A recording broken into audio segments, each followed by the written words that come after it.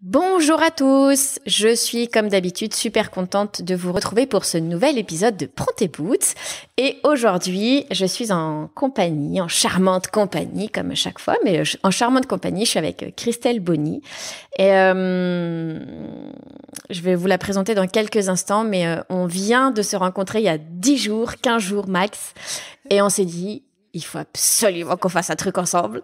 Donc voilà, c'est la première pierre à notre édifice. Je pense qu'il y en aura plein d'autres, mais voilà, je vous laisse aussi le soin de la découvrir plus en détail dans cet épisode. Salut Christelle. Bonjour Laura, ça va bien? Ouais, ça va. Bah ouais, ça va bien. En plus, je te vois, tout va bien. Christelle, on va rentrer dans le vif du sujet tout de suite. Je te présente et puis tu rajoutes bien évidemment ce que tu veux juste après si j'ai oublié, même si on va rentrer un petit peu plus dans les détails. D'accord. Toi aujourd'hui, tu es une entrepreneure militante. Et j'aime aussi rajouter le fait que tu sois maman. Est-ce que tu peux nous dire ce que tu entends par et ce qu'on entend par une entrepreneure militante?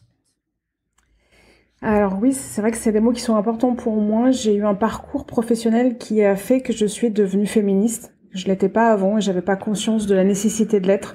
On pourra revenir sur le pourquoi, mais et à un moment donné, la question du sens est apparue et je me suis sentie alignée dans ce que je défendais parce que je m'étais intéressée à la question du plaisir des femmes, de la dimension politique de l'intime, et tout ça a vraiment donné un sens et un but à tout ce que je faisais, un des échecs que je venais aussi d'affronter dans ma start-up, le fait de pouvoir continuer aussi à aider d'autres personnes. Et donc aujourd'hui, c'est vrai que pour moi, entre entrepreneur militante, c'est deux niveaux. C'est un niveau personnel de se dire aujourd'hui, je pourrais pas travailler, enfin j'aurais du mal à travailler sur quelque chose qui est pas chevillé, que j'ai pas chevillé au corps, sur lesquels je défends pas des valeurs, des choses qui sont importantes pour moi. Et le deuxième, c'est tout le monde de défendre des sujets qui sont à la fois sociétaux et politiques, et d'essayer d'éveiller les consciences et de sensibiliser un maximum de personnes à l'importance en fait de ces sujets, et notamment on va parler de sexualité qui pour bien des personnes paraissent très très frivoles ou sans intérêt, alors qu'en fait c'est très très important de ce que ça dit de nous, à la fois de nous en tant que personnes, mais aussi de la société dans laquelle on a envie de vivre. Toi, aujourd'hui, on va rentrer un petit peu plus en détail dans ton activité, mais aujourd'hui, on va dire que ton activité tourne autour de la sextech. Est-ce que tes activités ont toujours tourné dans ce milieu-là, ou est-ce que tu as eu une ou plusieurs vies avant? J'ai eu plusieurs vies, oui. J'ai eu une première vie de communicante pendant 15 ans, donc dans différentes structures. Et puis l'arrivée magique, on va dire ça comme ça, de l'iPhone, en 2007. Et là, je me dis, bon, il faut que je change de carrière. Et donc, je rejoins l'univers des startups. D'abord pour faire de la com, ce que je savais faire, et puis après en étant associée dans une première start-up qui développait des applications mobiles de réalité augmentée. Et puis là, j'ai commencé à me dire que waouh, c'était génial et que je pouvais faire bien plus que ce que j'avais imaginé, jusqu'au jour où j'ai eu envie de créer ma propre start-up et qui était sur la thématique de la lecture numérique sensorielle. Et donc parce que j'avais toujours été une grande lectrice, y compris des littératures érotiques, et aussi que j'ai un côté geek. Je suis pas du tout ingénieure, mais j'aime bien me poser des questions des nouvelles technologies, mais surtout de l'application et de l'usage. Qu'est-ce qu'on peut en faire d'intéressant? Je sais pas comment ça marche, mais j'aime bien imaginer ce qu'on peut en faire. Et puis, j'ai créé cette start-up, et puis le premier produit, c'était un sextoy connecté à la littérature érotique. Et c'est là que les ennuis ont commencé, mais finalement aussi c'est là que ma nouvelle vie a commencé, parce que le parcours a été très dur, parce que je me suis confrontée à beaucoup de machisme, à des réactions de mâle alpha qui étaient tellement que je pensais d'un autre temps. Et c'est là que l'entreprise était à la fois innovante et elle est devenue militante, et c'est comme ça que j'ai suivi ce parcours. Et quand mon entreprise s'est arrêtée en 2018, je me suis dit que tous ces combats-là pouvaient pas s'arrêter s'arrêter en fait. Il fallait que je continue ce que j'avais entamé. Et donc j'ai créé à ce moment-là une association qui s'appelle Sex Tech for Good et qui aujourd'hui réunit une quarantaine de startups qui sont tous des entrepreneurs engagés sur ces questions de sexualité, d'innovation dans tous les domaines de la sexualité. Évidemment, on pense au plaisir, mais ça couvre aussi la santé sexuelle, la prévention, l'éducation sexuelle, et puis d'imaginer des solutions pour toutes les personnes qu'on dit s'excluent. Donc, c'est la sexualité des seniors ou la sexualité des personnes en situation de handicap. Oh là là, il y a tellement de choses sur lesquelles je voudrais rebondir. Attends, je rassemble mon cerveau. Alors, première question, est-ce que je peux te demander pourquoi ta société s'est arrêtée ou tu as fermé la société en 2018? En fait, on avait un très beau produit. On a très bien avancé le projet pendant 18 mois. On a quand même réussi à trouver des fonds. On a été primé au CES. Et puis, il a fallu passer de la phase de prototypage à la phase d'industrialisation, pardon. Et moi, j'avais choisi de faire un sextoy made in France. Et en fait, ça a été une très mauvaise idée puisque je suis tombée sur des partenaires qui avaient sans doute pas assez de savoir-faire sur ce type d'objet et qui n'ont pas été non plus super réglo. Et voilà, il faut le dire. Et on nous a livré 4 productions à suivre de sextoys qui n'étaient pas vendables parce qu'il y avait des défauts. Et donc, à chaque fois, il faut recommander des composants, enfin, il faut refaire des process de fabrication, il faut réinjecter de l'argent.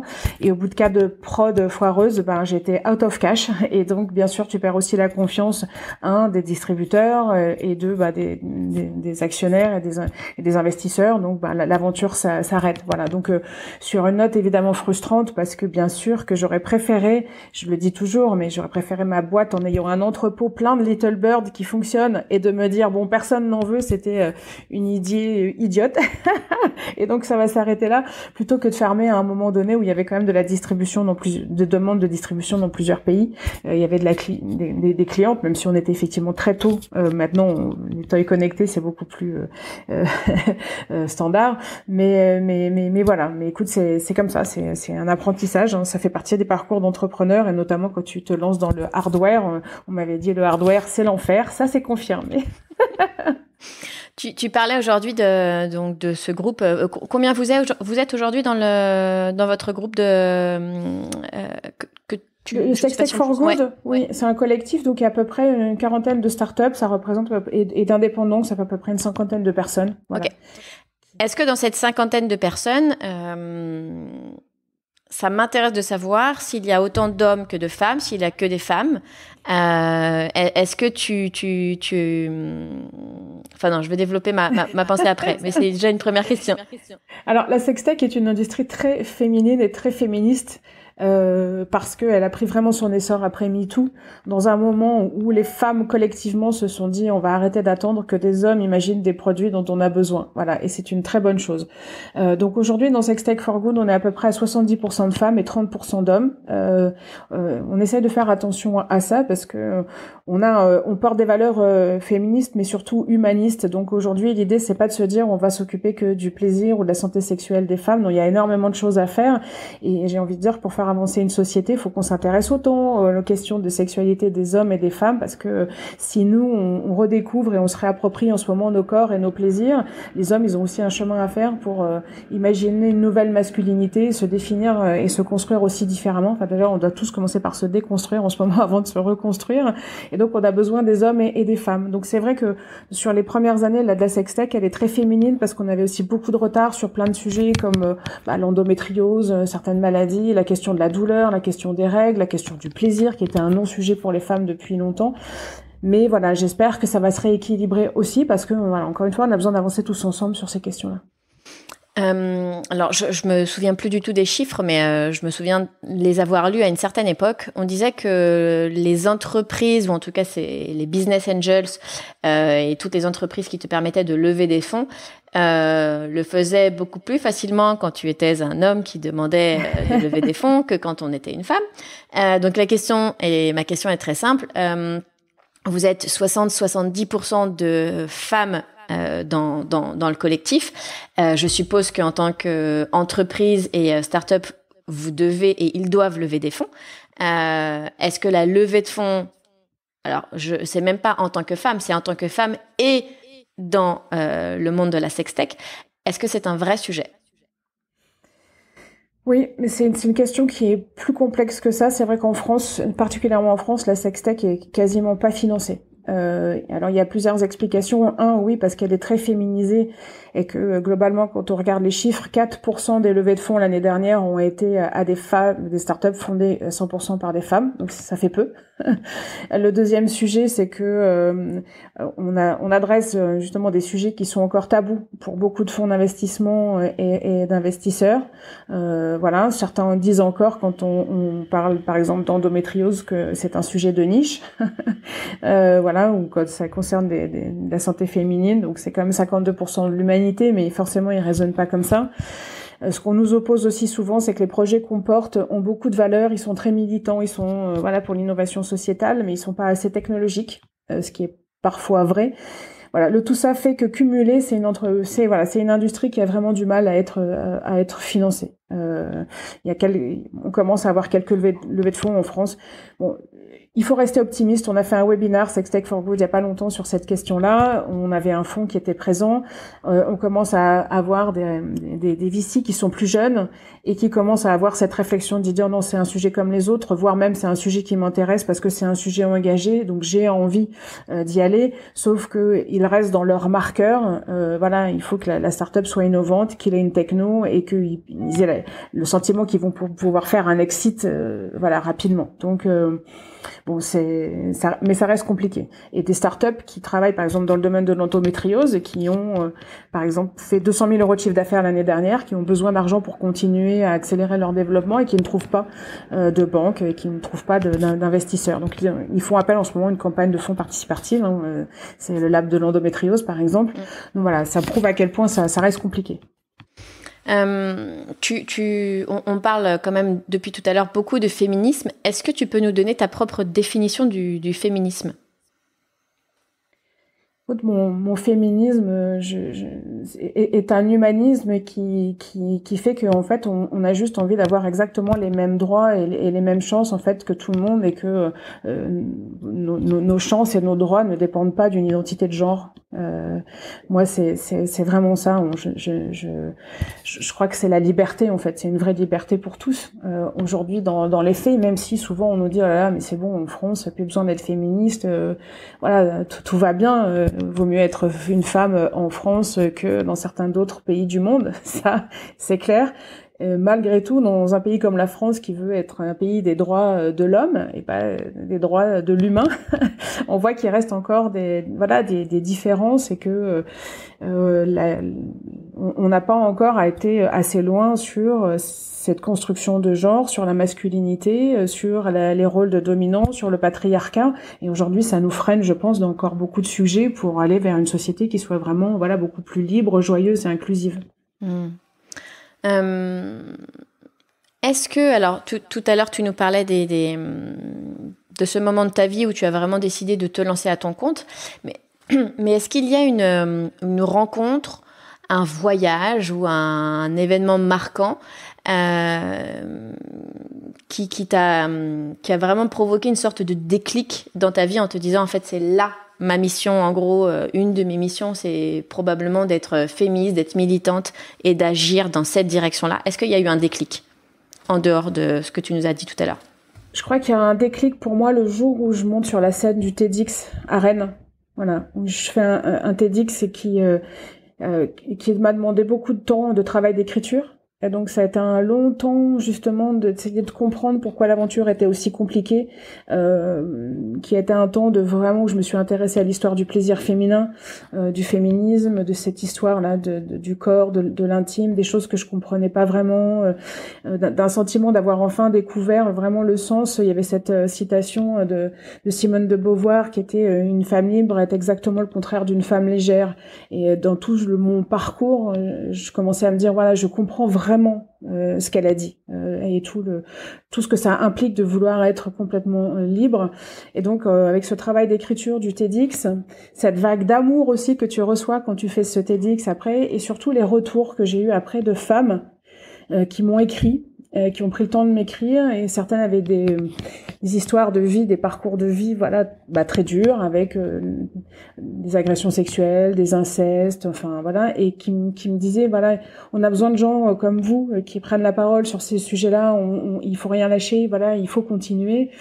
Et là, je me suis dit, ok, il y a vraiment une autre dimension. Et je me suis dit, je vais continuer, parce que si quand je peux prendre la parole, et si j'ai la chance de pouvoir aussi prendre la parole en disant, regardez, si moi je l'ai fait ce parcours-là, vous aussi vous pouvez le faire, parce que je suis quelqu'un qui n'était pas prédestiné à faire tout ça. Ça peut donner de l'espoir, et que si sur ta route tu changes la vie, ou parce que des fois la résilience, ça tient dans un petit mot d'une personne que tu croises un jour comme ça. Voilà, je me suis dit, je saurais pourquoi j'ai été là à ce moment-là, et je sais pourquoi je me lève le matin. Est-ce que, à ton avis, toutes les femmes devraient être féministes aujourd'hui?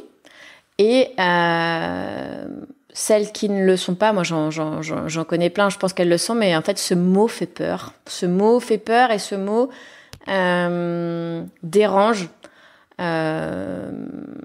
Qu'est-ce que tu as envie de dire aux femmes aujourd'hui par rapport à justement à ce féminisme et à cette définition malheureusement qu'on lui accole dans la société? Ouais, je suis souvent assez agacée quand effectivement il y a une espèce de répulsion par rapport à ce mot-là. On doit tous l'être, et les hommes devraient aussi l'être autant que nous, parce que je pense qu'il y a beaucoup d'hommes qui souffrent aussi, et qui n'ont pas envie non plus de vivre dans une société où on leur met la pression, où on continuerait à leur dire c'est à vous d'être fort, c'est à vous de gagner de l'argent, c'est à vous de pas pleurer, c'est pas à vous forcément de vous occuper de vos mômes, c'est à vous de donner du plaisir, c'est à vous d'assurer. Enfin, je veux dire, tout ça, c'est quand même vachement fatigant, c'est beaucoup de pression, et de nous contraindre dans un rôle qui est pas le nôtre non plus, et de nous contraindre collectivement finalement à être malheureux ensemble, et parce qu'on peut pas être libre, et on peut pas s'épanouir ou s'expanser. Donc je trouve ça très très dommage. Donc non, oui, tout le monde, toutes les femmes et collectivement, on devrait tous être féministes et humanistes, de se dire que on a tous le droit aux mêmes libertés, aux mêmes droits et aux mêmes chances. Je veux dire, c'est pas compliqué comme concept. Donc après, une fois qu'on a ce cadre et qu'on a cette liberté, j'ai envie de dire absolue pour tout le monde, sans condition de genre, d'orientation sexuelle ou peu importe, ou de religion ou d'ethnie, parce que bien sûr ça englobe tout ça. Après, on peut faire le choix de vouloir être une femme au foyer, de pas vouloir aller bosser, de vouloir consacrer sa vie à élever ses enfants, ou comme et ça pourrait autant s'entendre que le fait de dire moi non, moi je ne veux pas d'enfants, et je veux vivre ma vie toute seule, et gagner de l'argent, et enfin voilà, tout est entendable à partir du moment. Mais pour que ça se passe bien, il faut que le postulat de départ, il faut se dire voilà, le cadre pour tous, c'est la même liberté, et c'est les mêmes chances, et c'est les mêmes droits. C'est pour moi, et c'est pour ça que je pense que tout le monde devrait être féministe et humaniste. Aujourd'hui, toi, est-ce que tu organises des ateliers? Est-ce que tu es vraiment... ton activité, c'est vraiment au quotidien, elle est aux côtés du collectif? Où est-ce qu'on peut t'écouter? Est-ce qu'on peut te lire quelque part régulièrement? Est-ce qu'on peut lire des chroniques? Où est-ce que tu interviens? Alors c'est vrai qu'une grande partie de mon temps est consacrée à Sex Tech for Good pour faire grandir l'association, parce que plus on sera nombreux, plus le collectif sera fort, plus on va pouvoir faire avancer des sujets, porter des projets de recherche, négocier avec des banques, lever de l'argent, et donc aussi faire émerger d'autres projets innovants, par exemple sur des sujets qui sont pas adressés et qui me tiennent à cœur, par exemple comme la question de la sexualité des personnes en situation de handicap ou des seniors, qui est une question qui nous concerne tous, comme l'éducation. Je fais aussi de l'accompagnement pour certaines start-up, et puis j'organise aussi des masterclass. Donc pour l'instant, par exemple, des masterclass au Sexpowerment avec les nouvelles oratrices qui sont à Rennes, là pour montrer en fait voilà tout le lien en fait de ce qui nous a été confisqué, notamment quand on est une femme, sur la question du plaisir et du corps, et que à quel point c'est important de se réapproprier tout ça, parce que ça participe de l'estime de soi, de la confiance en soi, et du fait de se sentir complètement à sa place et légitime. Et souvent on en a encore besoin, parce qu'on n'a pas été construite comme ça. Et donc c'est intéressant pour moi de travailler avec les nouvelles oratrices qui font ces formations comme ça, d'aide à la prise de parole, au pitch, et de se dire voilà, on va quand même travailler sur l'étape d'avant. Déjà d'être convaincu qu'on a tout à fait notre place pour s'exprimer et pour dire les choses. Et puis à la rentrée, il y aura d'autres projets. Il y a un projet de bouquin justement sur le sexpowerment. Et puis plein de choses qu'on va faire ensemble aussi quand tu seras de retour en Bretagne. Ça arrive. Bientôt. Christelle, j'aimerais bien faire un petit retour en arrière sur la période de ton enfance, adolescence. Est-ce que tu peux nous dire où tu es née? Je suis née à Cagnes-sur-Mer, sur la Côte d'Azur. Et maintenant, je suis à Brest. J'ai fait la grande diagonale. Ah ouais, là, c'est le jour et la nuit, là, parce que... C'est ça. Est-ce que tu te souviens de ce à quoi tu rêvais quand tu étais enfant? Non, mais par contre, je sais qu'il y a un événement marquant et qui a été quelque chose... Et après coup, je me suis rendu compte de structurant dans mon aventure professionnelle, c'est d'apprendre à lire. C'est-à-dire que j'étais une petite fille qui parlait pas beaucoup, qui était assez renfermée. J'étais fille unique. Et donc, le moment où j'ai appris à lire, je me souviens très bien du jour où je me suis dit « Oh, c'est génial, en fait, je ne vais plus jamais m'ennuyer ». Parce que je trouvais que c'était absolument génial partout où tu puisses regarder, de pouvoir lire en fait, de pouvoir lire aussi. Mon père toutes les semaines m'achetait Picsou, c'était Mickey Magazine ou quelque chose comme ça, le journal de Mickey. Et voilà, le jour où tu peux lire le journal de Mickey tout seul, c'est vachement chouette. Et donc ça a été comme ça un début d'une grande histoire d'amour avec les livres.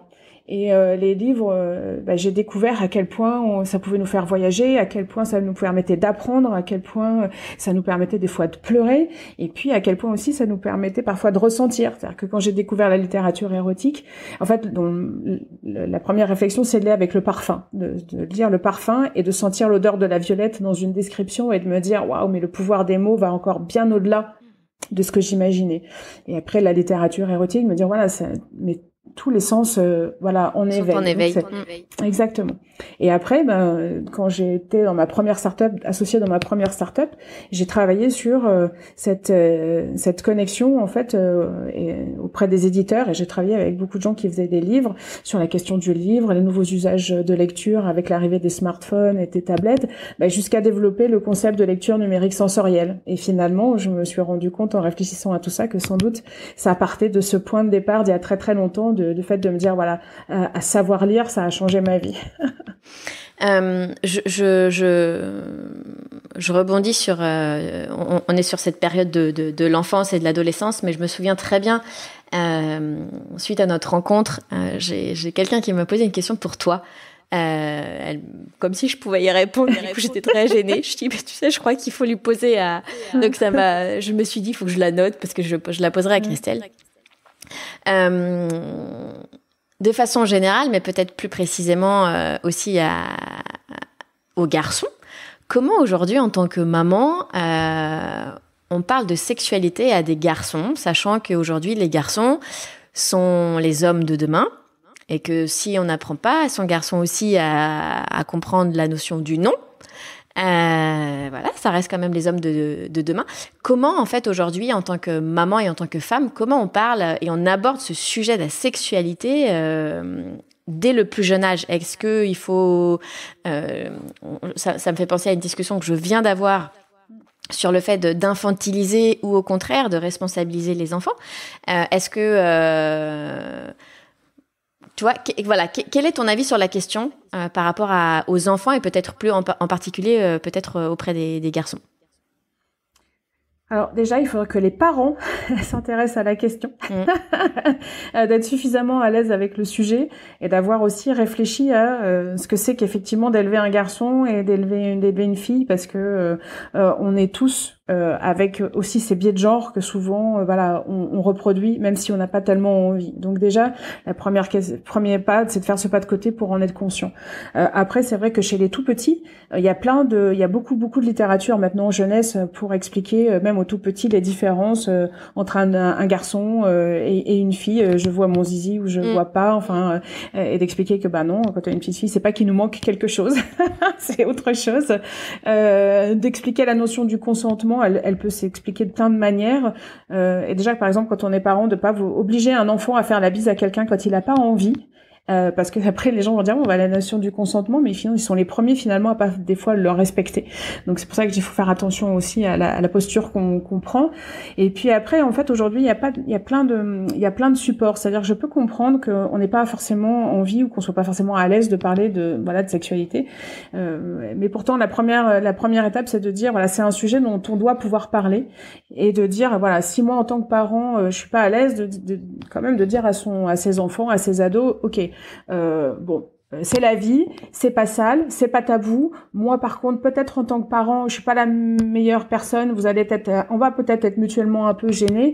Par contre, si vous avez des questions, je suis là. Si vous voulez avoir des réponses, on peut acheter des livres, on peut aller sur des sites. Maintenant, il y a des super sites comme Silex, par exemple, qui sont dans Sextech for Good ou Tu me plais, où on apprend toute l'éducation à la sexualité sous forme gamifiée via des applis, de recommander certains sites, d'offrir quand on est un peu plus grand des bouquins comme Jouissance Club pour dire ok tu vois le champ de la sexualité c'est pas que la pénétration, c'est pas du tout le porno, enfin vraiment de donner des ressources si on se sent pas d'en parler soi-même. Mais je crois que la première c'est d'avoir une posture de pas mettre de tabou et de pas en faire quelque chose de caché ou de sale ou de compliqué, c'est-à-dire non en fait non, la sexualité c'est hyper chouette, c'est fait pour donner du plaisir. C'est fait pour nous rendre heureux, c'est bon pour la santé. Maintenant, pour que ça se passe bien, il y a des conditions. Faut se connaître, faut savoir dire non, faut savoir demander, faut savoir écouter, faut savoir partager. Et ça se construit. Et de dire aussi, la sexualité, c'est quelque chose qui s'apprend tout au long de la vie.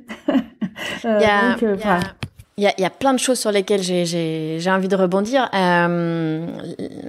Peut-être dans un premier temps, je rassemble ce que tu vois, moi, autant quand on est podcasteur, tu vois, on est dans l'écoute active. Mais alors moi, je pense que j'ai un cerveau qui est fait d'une manière, c'est que j'absorbe et en fait, j'ai toujours un temps de réaction.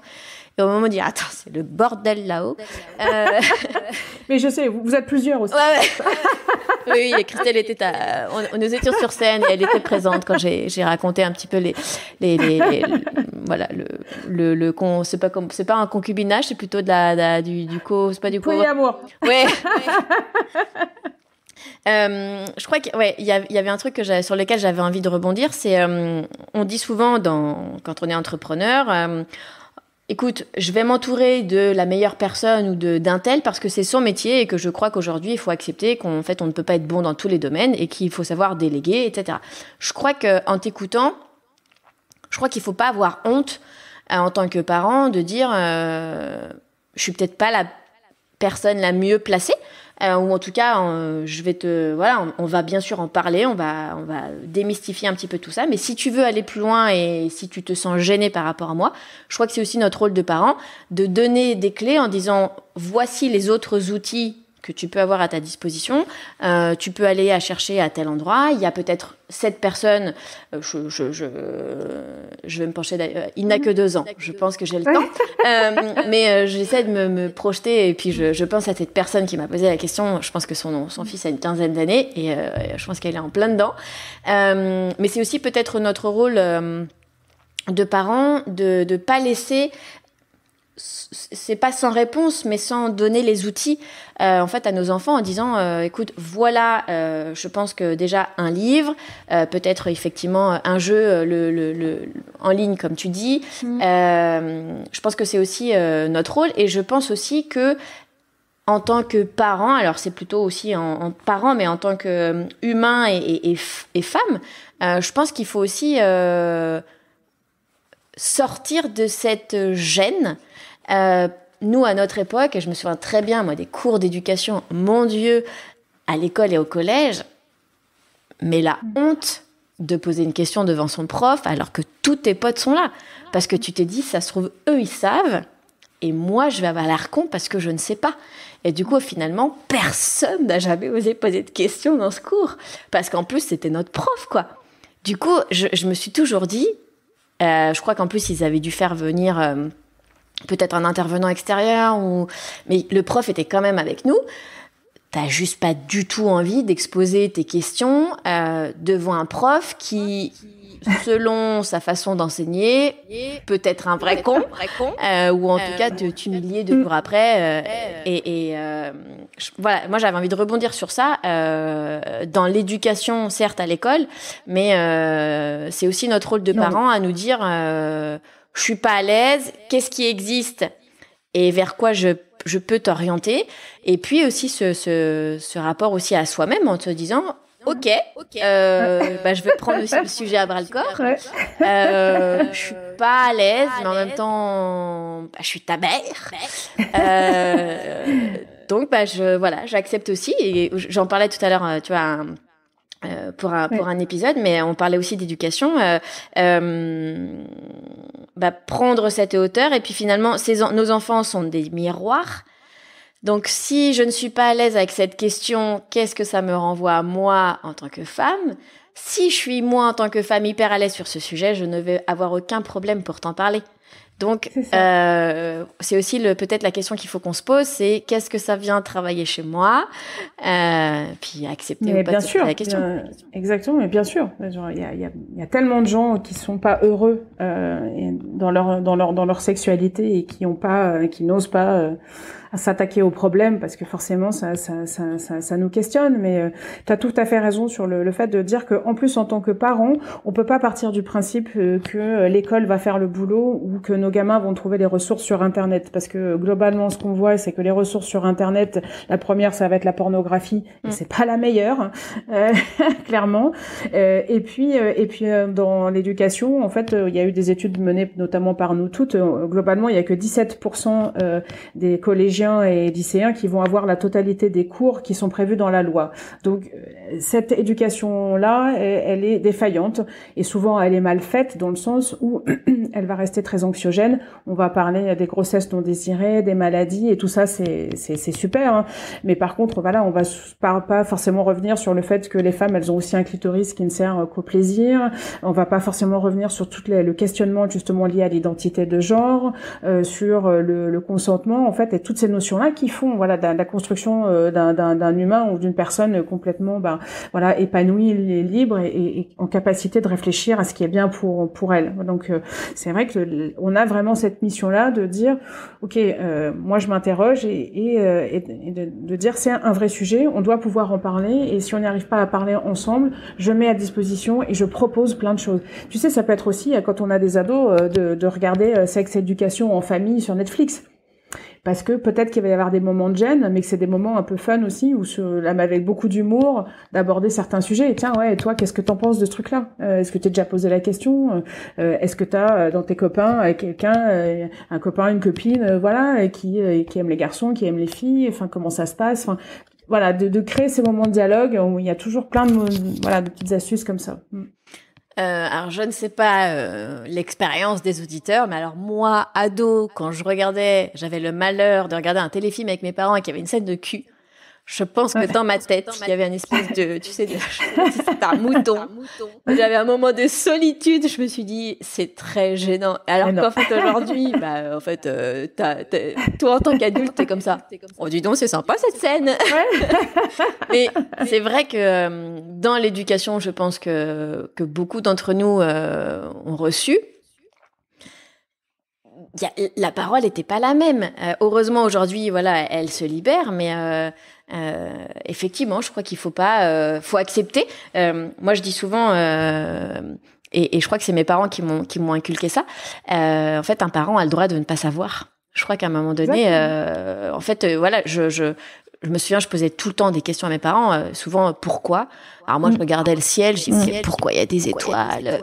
Et j'avais de la chance. Alors mon père connaissait beaucoup de choses parce qu'il est très curieux. Et puis il y a des fois où mes parents me disaient je sais pas, on va chercher la réponse. Ouais, voilà, c'est ça. Donc au lieu effectivement de rester soit dans le flou, je crois qu'il faut juste accepter, mais que ce soit en tant que parent ou en tant qu'homme et femme, je crois qu'il faut juste accepter de temps en temps de pas savoir. Tout à l'heure tu parlais de livres. cette découverte. Est-ce que finalement, après cette découverte, ton temps libre, de façon générale, tournait autour de la lecture? Ou est-ce que tu te souviens, enfant ou ado, d'un autre loisir ou d'une autre activité que tu aimais, à laquelle tu aimais te consacrer? J'ai beaucoup dansé. J'ai fait beaucoup de danse pendant 15 ans, voilà, de danse moderne. Donc ça me prenait beaucoup de mon temps. Et puis après, je trouve que j'ai vraiment eu la chance de vivre dans une époque où moi je pouvais vraiment sortir au cinéma l'été. Je peux passer 3 mois de mon aîné chez ma grand-mère sur la Côte d'Azur.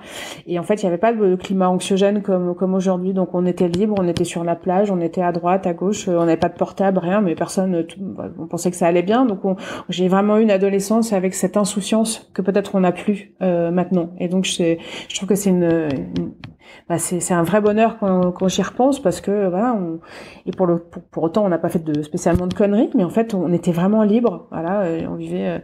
J'ai passé 3 mois de l'année où je vivais quasiment sans chaussures ou en tongs, tout le temps dehors, faire des soirées sur la plage. Enfin c'était vraiment chouette. Je trouve que c'est peut-être quelque chose aujourd'hui on n'a pas. On avait aussi beaucoup moins je vois par rapport à mes filles.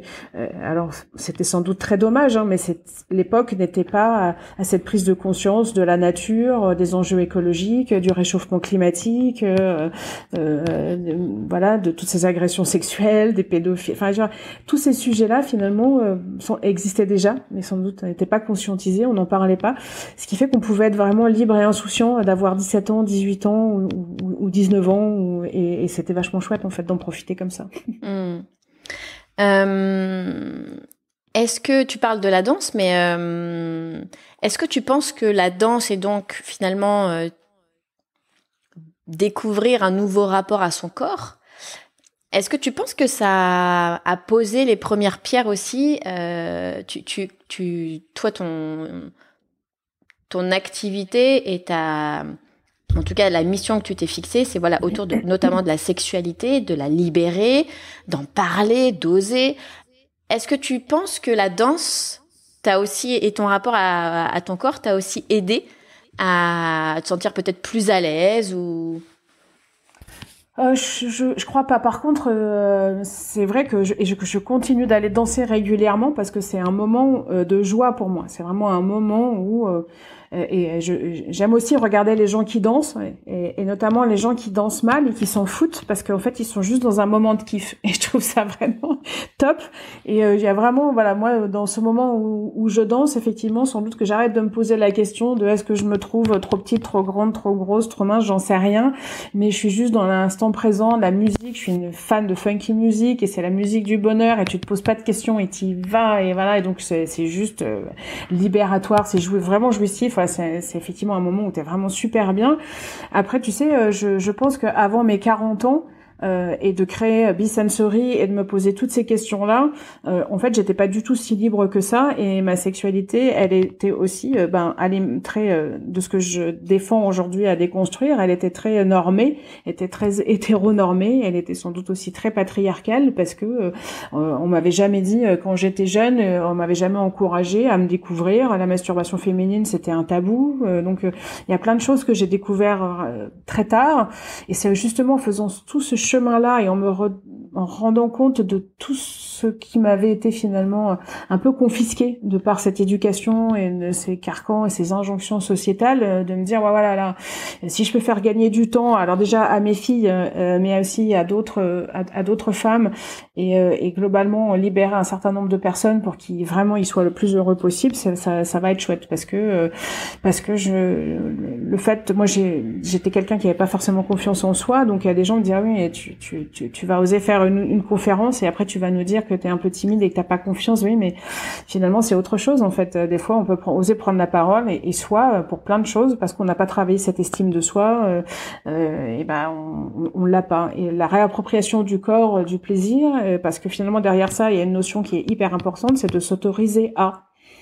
Et quand on fait ce travail et qu'on s'autorise à se découvrir, à prendre du plaisir, à prendre à soi et à se prioriser, ce qui est très compliqué en général pour les femmes, On découvre un champ de possibles, un champ d'énergie positive qui est juste incroyable, et donc qui est vraiment à explorer. J'encourage vraiment tout le monde à explorer parce qu'après on se pose pas la question de savoir si on est légitime ou pas. Non, oui, on est là, on le sait, on le ressent. Qu'est-ce que tu donnerais comme conseil à des femmes, quelle que soit je rentre même pas dans les questions de religion, d'ethnie, statut. Qu'est-ce que tu donnerais comme conseil à une femme qui, là, nous écoute, qui écoute tes propos, qui se dit,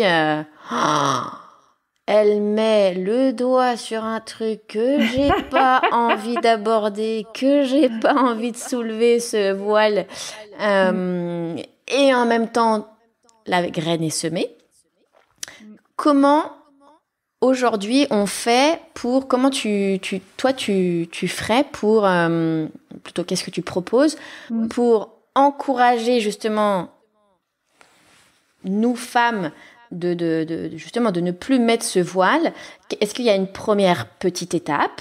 Est-ce que il y a qu'est-ce que tu conseillerais aux femmes pour ne pas flipper d'aborder ce sujet, de se reconnecter à elles-mêmes? C'est quoi la première petite action qu'on pourrait faire? Alors la première action, c'est ce questionnement, c'est d'accepter de faire ce pas de côté en se posant les questions. C'est-à-dire, est-ce que je suis heureuse? Quel est mon rapport à mon corps? Est-ce que je m'aime? Quand je me regarde dans la glace, parce que déjà de changer de mindset et d'être dans la positivité, ça va beaucoup aider. Si elles sont en couple, où on est ma sexualité de mon couple aussi. Est-ce que je suis épanouie? Est-ce qu'il y a la sexualité? Est-ce qu'on est heureux tous les deux? Est-ce que je sais demander déjà? Est-ce que je sais ce qui me plaît vraiment? Parce que pour beaucoup de femmes, elles ne savent pas parce qu'elles ne sont justement jamais autorisées à se découvrir, donc à se caresser ou à essayer des sextoys ou à lire de la littérature érotique ou à écouter des podcasts érotiques ou à se mettre dans ce moment-là de plaisir pour soi, parce qu'on leur a souvent appris finalement même inconsciemment qu'elles étaient plus là pour le plaisir de l'autre, et que la sexualité c'était un sujet à traiter quand tout le reste de la to-do list est épuisé, ce qui est faux. Il faut penser à soi, il faut se faire du bien, et être épanoui sexuellement nous aide à être beaucoup plus forte aussi. Donc c'est de s'interroger, voilà. Et puis après, de commencer à lire quelques petits ouvrages aussi pour s'interroger aussi de pourquoi c'est important, et pas que pour cette dimension de plaisir, mais c'est cette porte vers la liberté, vers le fait de s'autoriser vers cette porte vers l'audace, qui peut après générer plein de choses. Parce que si je m'autorise à me faire plaisir, peut-être qu'il y a une partie qui va passer par la sexualité, mais peut-être que ça va être se dire, moi ce que j'aurais vraiment envie de faire, c'est de prendre des cours de salsa. Et pourquoi je le fais pas? Oui, pourquoi? Est-ce qu'il y a vraiment une bonne raison pour pas le faire? Alors des fois oui, parce qu'on peut ne pas avoir les sous, mais finalement il y a des fois on se bloque pour des fausses raisons. On a des croyances limitantes. Je suis trop vieille, il y a pas de cours près de chez moi. Enfin bon, on trouve toujours des tas d'excuses. Donc mais une fois qu'on ouvre cette porte de l'audace et de s'autoriser à se faire plaisir, à être soi, on découvre tout un univers qui est incroyable. Donc c'est des petites choses. Il y a beaucoup de littérature féministe en ce moment sur des autrices philosophes comme Camille Froide-Vaumétairie par exemple, sur un corps à soi, de qu'est-ce que ça dit de se réapproprier son corps en étant une femme, de ce que c'est que la sexualité patriarcale, ou des petits ouvrages comme en finir avec l'amour romantique par exemple, parce que qu'est-ce que c'est qu'un couple? Un couple, est-ce que c'est forcément quelqu'un qui domine? Est-ce que les répartitions des rôles, encore une fois liées aux questions de genre, est-ce que j'ai pas envie de quelque chose d'un peu plus différent où tout le monde pourrait être plus libre et s'épanouir? Est-ce qu'on n'est pas plutôt dans l'amour compagnonnage? Il y a plein de questions. Mais voilà, c'est commencer par faire ce pas de côté, parce que souvent on se pose pas les questions, on se questionne pas. Moi, je me suis rendu compte, il a fallu quasiment que j'arrive à cette fameuse peut-être crise de la quarantaine pour me poser cette question-là. Est-ce que je suis heureuse? Est-ce que je fais vraiment ce que j'ai envie de faire? Et donc, qu'est-ce que je veux pour moi? Est-ce que tu pourrais nous donner ta définition, pareil, de la sexualité? C'est compliqué. Alors déjà, parce qu'il y a des sexualités. Donc, en fait, pour moi, la sexualité épanouie, en fait, c'est celle qui te rend heureux. Voilà. Donc, ça se définit pas par une pratique. En fait, j'aurais envie de dire que finalement, la sexualité, alors bien sûr, il s'agit d'un rapport au corps et au plaisir, qu'on soit seul, deux ou à plusieurs, en fonction des choix qu'on fait. Mais c'est d'être capable, en fait, de se définir. Voilà, qu'est-ce qui moi, dans ce rapport au corps, à l'autre et à mon corps, à moi, me rend heureux et me donne du plaisir. Après. Si la réponse c'est parce que pour certaines personnes c'est de ne pas avoir de sexualité, c'est ok si c'est vraiment mon choix. Si c'est d'être dans une relation polyamoureuse et que tout le monde est content et que c'est ok pour tout le monde et si c'est ça qui ment, c'est ok aussi. Si c'est d'être dans une relation de 20 ans de mariage en faisant l'amour une fois par mois et pas encore une fois, si moi autant que mon partenaire ça me rend heureux, c'est ok.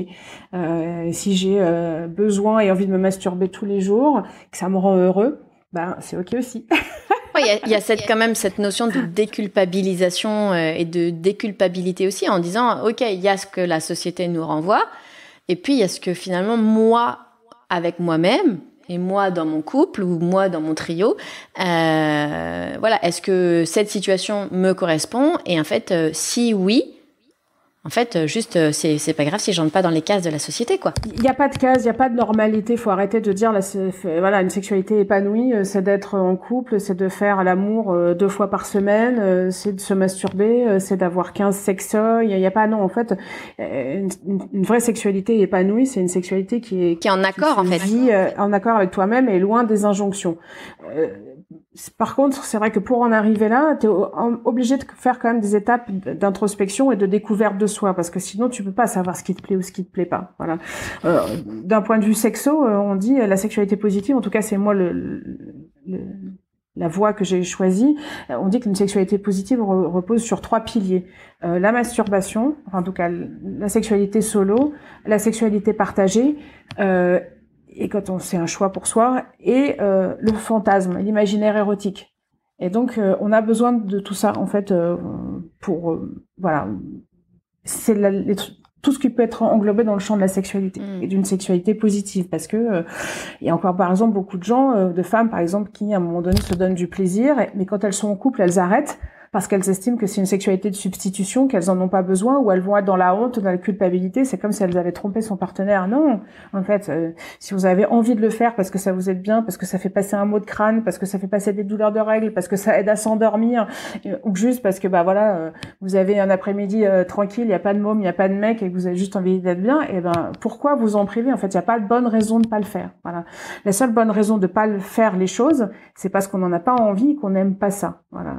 Et malheureusement, aujourd'hui, il y a beaucoup de gens qui sont, et notamment des femmes, qui sont dans une sexualité subie et de contrainte. C'est-à-dire qu'elles n'ont pas envie de faire certaines choses et elles vont le faire quand même parce qu'elles n'ont pas envie d'être trompées, elles n'ont pas envie d'être quittées ou parce qu'on leur renvoie que, ça c'est la norme, il faut le faire. Et notamment chez les plus jeunes, avec ces jeunes hommes qui sont, élevés au porno et qui du coup ont des attentes, qui sont très, très schématisées et très, très caricaturales, qui sont pas du tout le reflet d'une vraie sexualité.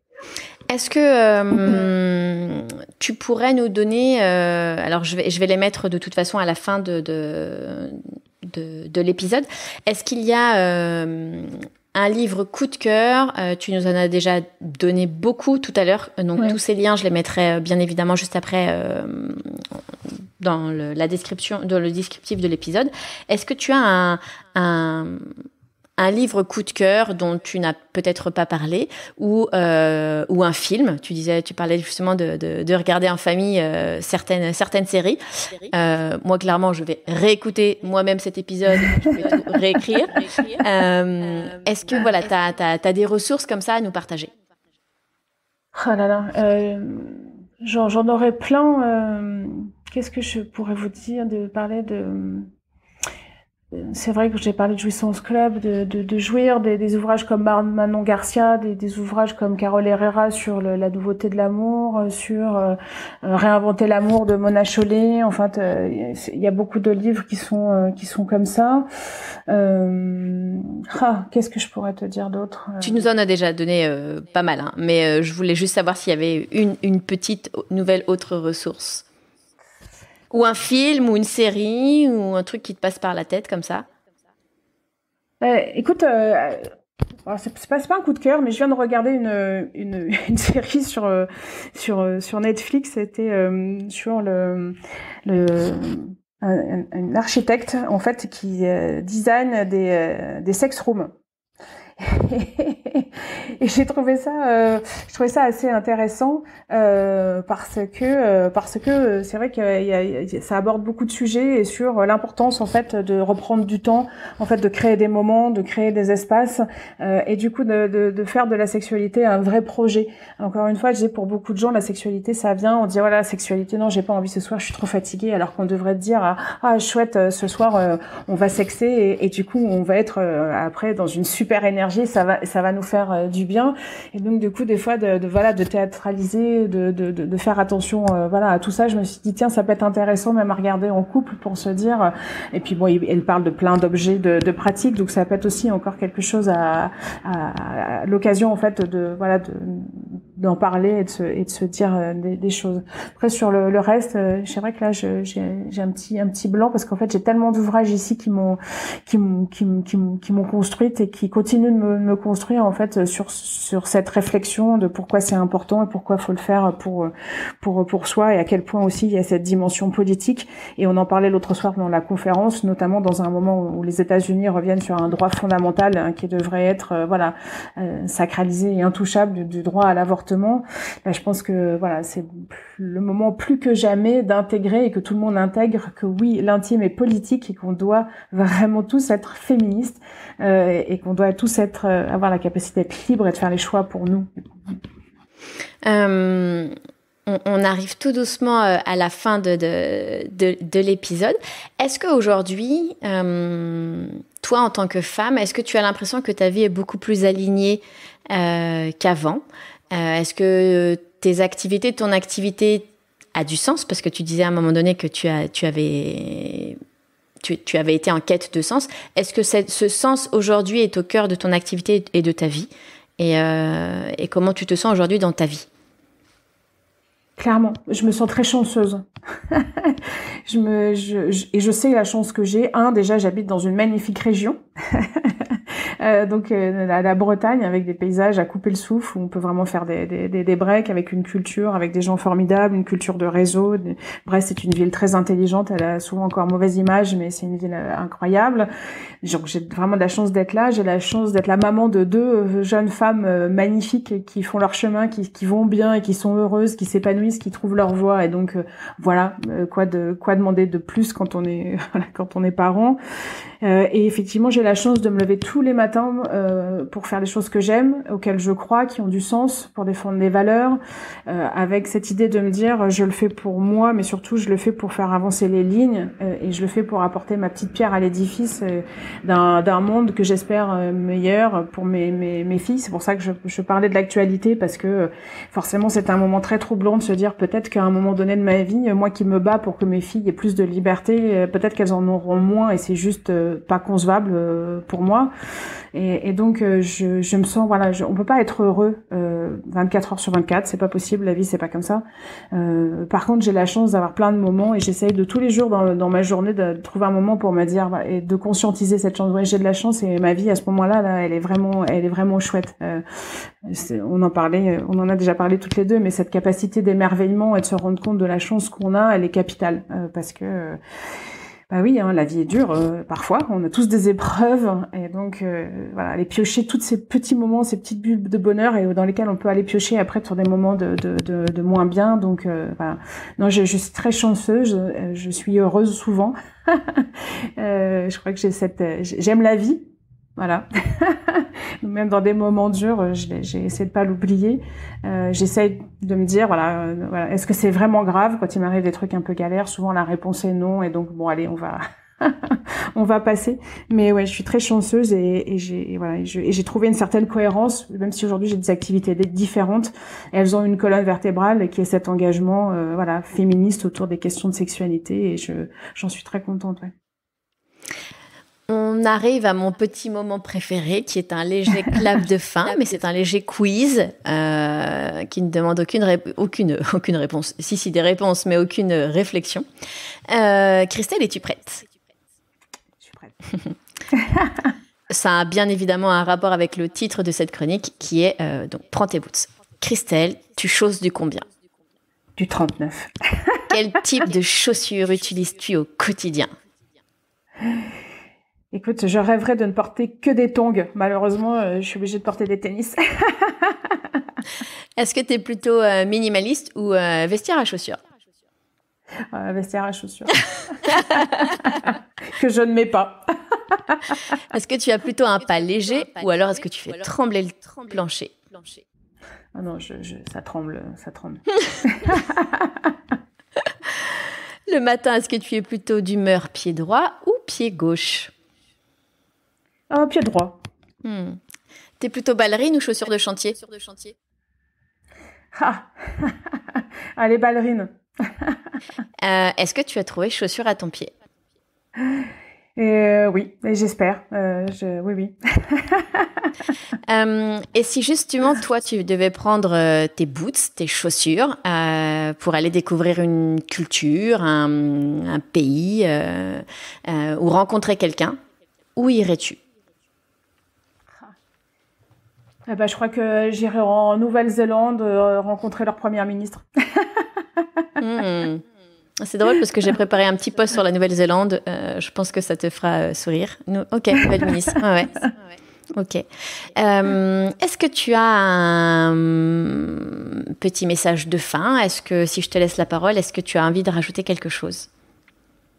Je vais te remercier pour ce bon moment, cette belle rencontre, pour cette opportunité, d'aborder une question qui est souvent pas toujours encore facile à aborder, de parler de sexualité. Et j'espère que les auditeurs, les auditrices, tous les gens qui vont nous écouter vont se dire tiens, peut-être voir le sujet différemment, et en disant oui, effectivement, c'est un sujet qui nous concerne tous, c'est un sujet important pour moi, pour mes enfants, pour la société, et peut-être à l'avenir, du coup, d'envisager les choses différemment dans les discussions, de ce que ça interroge encore de nous, et d'essayer de faire ces pas de côté, pour arrêter peut-être des fois dans des voies bien tracées, et de se poser des questions. Est-ce que si je réfléchis comme ça, est-ce que c'est parce que c'est vraiment moi, est-ce que j'ai été élevée comme ça, est-ce que je pourrais voir les choses différemment, et est-ce que je pourrais évoluer, changer, m'ouvrir, être plus libre et plus heureux. Voilà.